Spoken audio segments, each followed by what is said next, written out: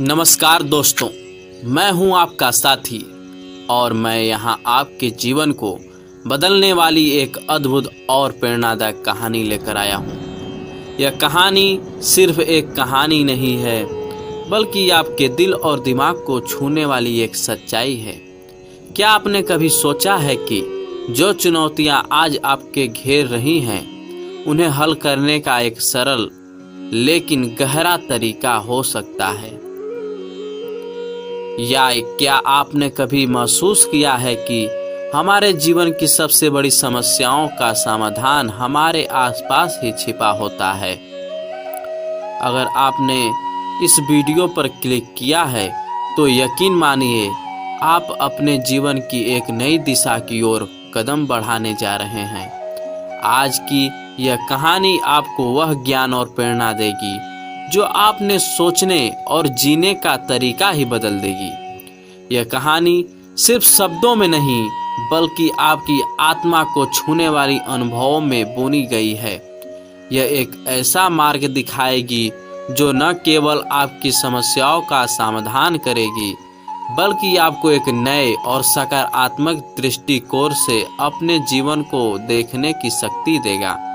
तो चलिए दोस्तों, इस अनमोल यात्रा की शुरुआत करते हैं और ध्यान से सुनिए, क्योंकि जो आप यहाँ पाएंगे वह आपके जीवन को बदल सकता है।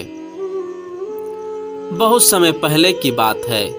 गौतम बुद्ध अपने शिष्यों के साथ एक गांव से गुजर रहे थे।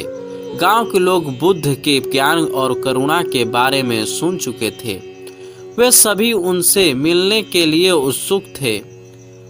इसी गांव में एक किसान भी रहता था जो अपने जीवन की समस्याओं से बेहद परेशान था। किसान का नाम धीरज था। उसका नाम तो धीरज था, लेकिन उसके जीवन में धैर्य की कमी थी।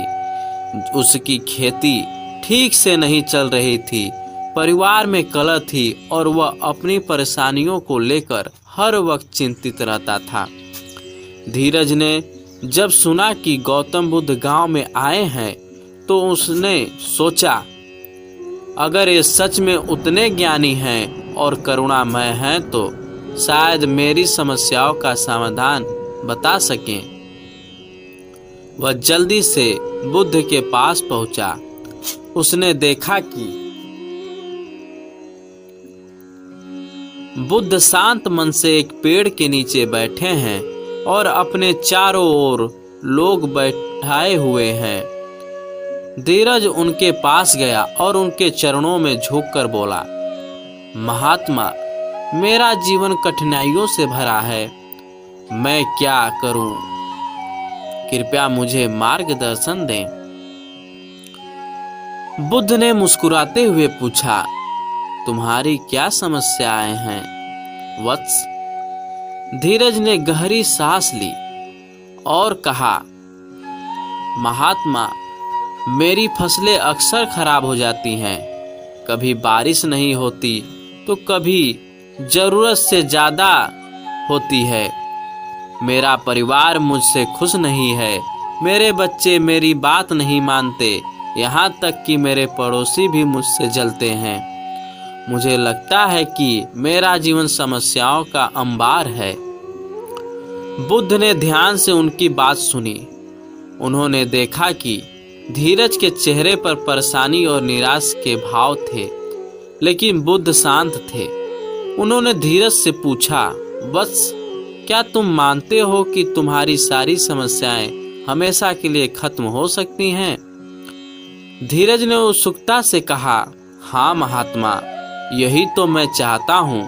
कृपया मुझे वह तरीका बताएं जिससे मेरी समस्याएं खत्म हो जाएं।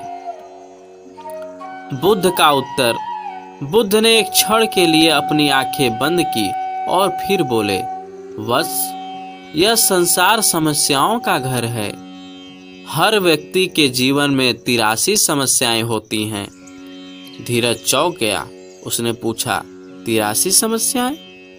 या आप क्या कह रहे हैं महात्मा? क्या मेरी समस्याएं उतनी अधिक हैं? बुद्ध ने मुस्कुराते हुए कहा, हाँ, 83 समस्याएं, और इन समस्याओं को पूरी तरह से खत्म करना असंभव है। तुम इनसे बच नहीं सकते। धीरज निराश हो गया। उसने कहा, तो फिर महात्मा आपके पास क्या समाधान है? अगर समस्याएं खत्म नहीं हो सकती तो मैं यहाँ क्यों आया हूँ? बुद्ध ने गहरी सांस ली और बोले, वत्स, मेरी बातें सुनो। मैं तुम्हें 84वीं समस्याओं के बारे में बताऊंगा।